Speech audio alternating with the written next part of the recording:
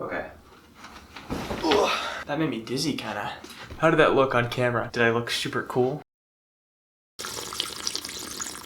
Hello everyone and welcome back to a video here on YouTube. And this video happens to be another tier list video. This one was requested by at least a few of you on the last one. So today we're going to be ranking every guitar brand. And by every guitar brand, I mean the majority of them, the ones that matter anyway. I'm sure I forgot a couple here and there, but we got all the big dogs and we got quite a list for this one. Alright, so here we have all the brands. As you can see, some of them are invisible because the background is black and I couldn't figure out how to change that. Before we start putting anything anywhere, we should establish that I'm going to be ranking these guitar brands based off of how cool the guitars are, the build quality, how well they play, even though I haven't played every single guitar brand here, and a number of other factors, but ultimately just the brand overall as a whole. First and foremost here, we have Cort Guitars. Now Cort, I believe, handles the manufacturing of a lot of other guitar brands as well. I know there's some sort of controversy with them. Let's look that up so I can relay that information to you.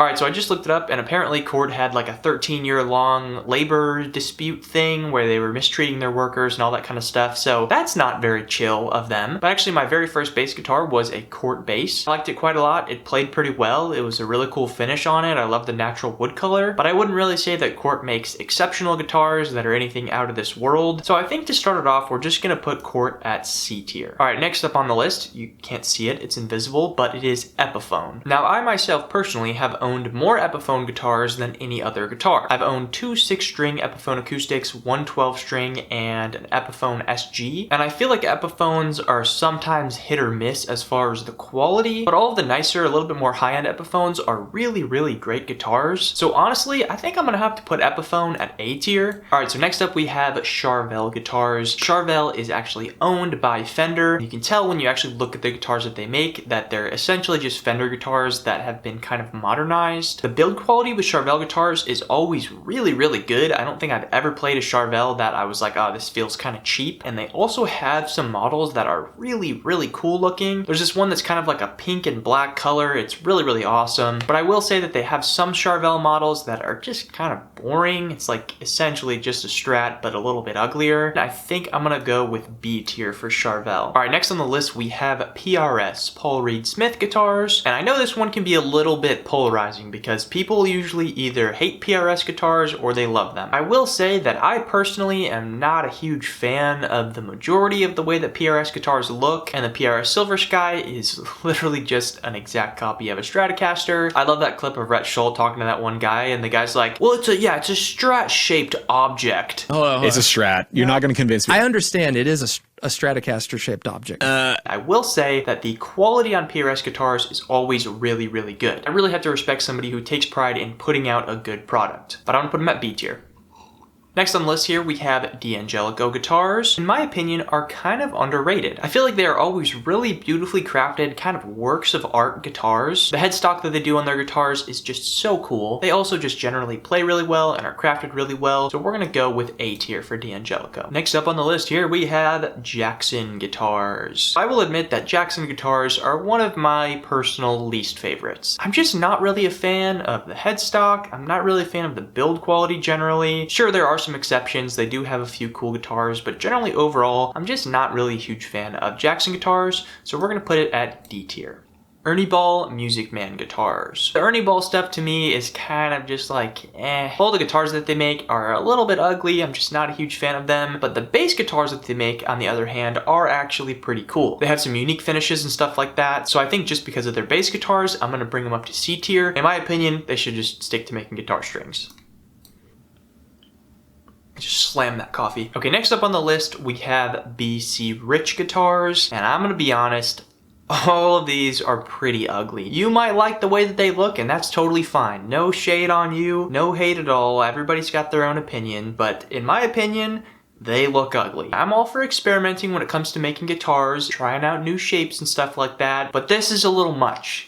It's a little much, let's be honest. I don't think I can really put them in F tier because that just feels kind of wrong, so I'm just gonna go D tier. Alright, so next up we have Kramer guitars, and if you don't know, Kramer is owned by Gibson, I think. Let's check.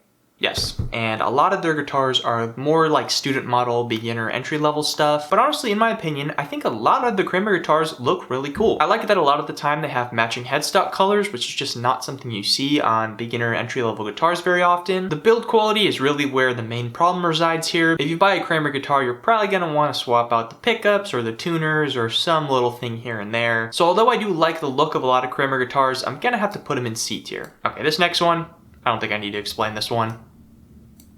Fender, I mean, come on.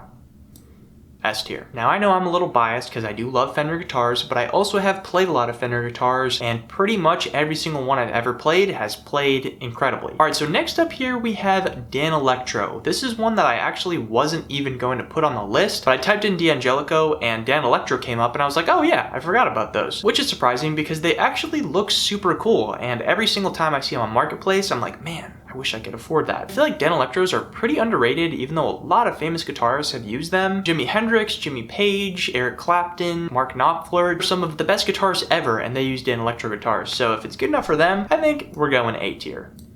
That is a huge logo. I wish the PNG of this logo was a little smaller, but that's okay. All right, so next up we have Alvarez. Alvarez makes primarily acoustic guitars. Every Alvarez guitar that I've ever played has just played really, really well. Coleman has an Alvarez guitar. It sounds great on recordings and just in general. So Alvarez, I think I'm gonna also have to go with A tier. All right, so next we got G&L Guitars. And if you don't know, G&L is actually Leo Fender's other company that he started with George Fullerton. They founded the company in 1980, and essentially it was Leo Fender's attempt to make his best, most innovative guitars that he ever made. I will say that a lot of them are just basically reworked Fender guitars that look very, very similar, but they are essentially Fender guitars made by Leo Fender himself. But in my opinion, it's kind of like when a musician says that this particular album is their best work ever, and everybody's just kind of like, nah, it's okay, but this one was way better. The G&L stuff is cool too, don't get me wrong, it's all great stuff, but it'd feel a little bit weird if I also put G&L at S tier, and also that logo, so bad. I think probably one of the worst logos of any company ever. Either way, A tier. All right, next up we have the other legendary guitar company that everybody knows and loves. Well, maybe not loves, but everybody knows, Gibson. So I've stated before that I'm not the biggest Gibson guy. I'm not a huge fan. There's no disputing that they are great guitars and they're made really well. One thing I'm not a huge fan of is how they don't really ever update anything from their original designs. So let's wait for the tornado siren here. Yep, they work. The sirens work, guys. There we go. For example, one of the things that Gibson does is they still make their guitars with a single action truss rod. And it doesn't really make sense to me because every other company has a dual action adjustment system where you turn the Allen key one way, the neck goes like that. You turn it the other way and it goes like that. Even Epiphone makes it with dual action. I know, I can hear the comments already. I know you guys are gonna be mad, but I'm putting Gibson at A tier. Look, I'll do this.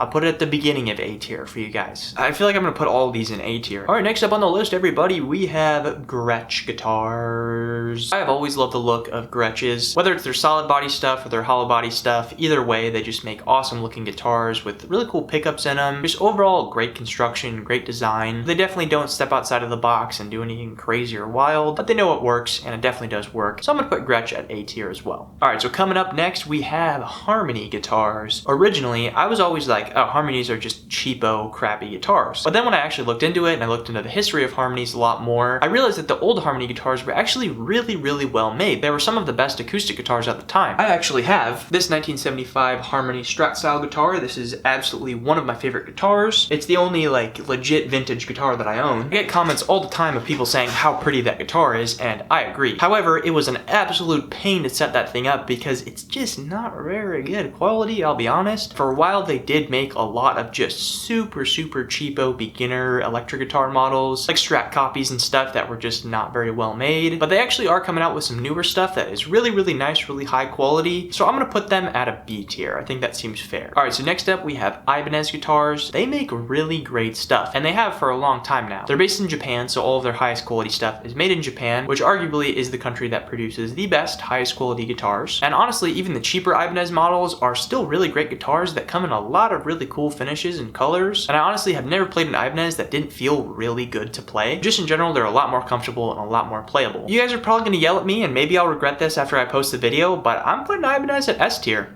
Maybe that's a hot take, maybe that's crazy and wild, but that's what I'm doing. All right, so next we have Martin & Co. guitars. So Martin guitars are just the classic acoustic guitar. They are some of the best, highest quality acoustic guitars ever made, and I feel like I'd be doing a disservice to all the other acoustic guitars everywhere if I didn't put this one at S tier as well. Okay, next we have Mitchell. They're just never really great guitars. I'm never a huge fan of them. I don't think they make exceptionally high quality stuff, and I think I'm gonna put them at D tier. Okay, now Yamaha is a tough one because Yamaha just makes so many other things. We gotta give it to them. They're really great with keyboards and also like motorcycles and all the other weird stuff that they make. I actually have a Yamaha Pacifica. This is probably from like the late 90s or early 2000s. And that guitar is incredible. It plays so smoothly. The Yamaha basses I'm not super crazy about, but I think overall I'm gonna have to put it at B tier. Alright, so I'm realizing at this point that there are a couple brands that I forgot to add on here. By now, I'm sure you guys have realized that and are yelling at me in the comments. Okay, I've added them to the list. To start off the final three, we have Squier. Squier guitars get a lot of hate. People say they're bad quality, you should never buy one, whatever. Although I can agree that the Affinity and Bullet series are just not amazing guitars, but the Squier Classic Vibe series and that Squier J Mascis Jazzmaster guitar, those are just great guitars, like even to Fender quality standards. So sure, Squier does make some crappy quality stuff, but they also make really, really good, affordable Fender guitars, essentially. So in my opinion, I think it feels right to put them at B tier. All right, so this next one I realized I forgot to add in when I was talking about Martin guitars, because the other really popular acoustic guitar brand is Taylor guitars. Even though Taylors are really great and awesome quality guitars, it feels kind of wrong putting them in the same category as Martin. I think I'm gonna go with A tier. And then last, but of course not least, is Schecter Guitar Research. So Schecter guitars are generally amazing if you're getting like a 7-string or if you are kind of more of like a metal player, but I'm just not a huge fan of the way that they look overall, and maybe they're just not my cup of tea, and that's okay. So I know all the metal people and big fans of Schecter are gonna be mad about this, but I'm gonna go with B tier. So yeah guys, this right here is my guitar tier list. I'm happy with this. I think this is a solid lineup. I'm sure you guys will have a lot to say about it, but I look forward to reading all your comments and seeing what you guys think. Whether you love this video or it made you super angry, I appreciate you watching as always. It means the world to me that you took some time out of your day to spend with me here on this YouTube channel. But that is gonna do it for me in this one here today. Let me know what other kind of tier list videos you might wanna see me do. Make sure you stay safe out there, make some cool music, and I will see you all next time.